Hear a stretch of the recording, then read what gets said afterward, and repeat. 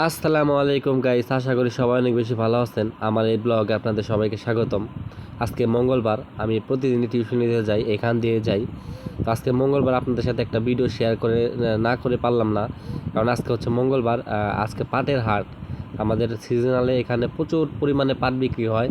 দূর দূরান্ত থেকে যারা আসে, তারা পাট নিয়ে আসে।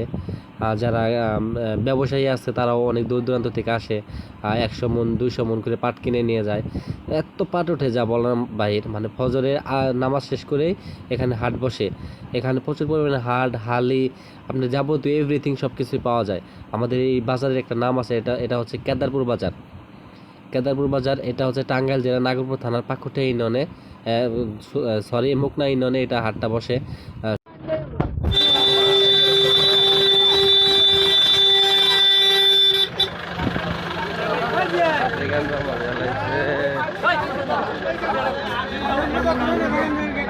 পরে কি দেব ওই যায় না আর ওই আইয়া ঘুরাইবো না আইয়া। আজকে হাটের দিন, তাই আপনার হচ্ছে একটু গাড়ি ঘোড়া চাপ বেশি, তো সব জায়গায় লোড করতেছে আনলোড করতেছে। কেউ বা ব্যস্ত পাট গোছানোতে। সব মিলিয়ে আজকে হাটের বাজারে একটু ব্যস্ততা থাকে সবার। তো এই জন্য চারদিকে একটু এত জাম, গাড়ি ঘোড়ার এত চাপ, প্রচুর চাপ থাকে যা বলার বাইরে। এখনও পাট আসতেছে, আপনার 8টা পর্যন্ত খালি পাট আসবেই, মানে যে যত পারে ইচ্ছা মতো এখানে বিক্রি করে, এখানে হাটে নিয়ে আসে। পাট ভালো একটা দাম পায়। আমাদের ঐতিহ্যবাহী কেদারপুর হাটে অনেক ঘোড়াও দেখা যায়, যা বর্তমানে এগুলা অনেক মালামাল টানার জন্য সক্ষম। সুন্দর পরিবেশ আমাদের এখানে, মানে আমার ওয়েদারটা অনেক সুন্দর। নতুন রাস্তাঘাট হচ্ছে, তো মানে পরিবেশটা একদমই অগোছালো।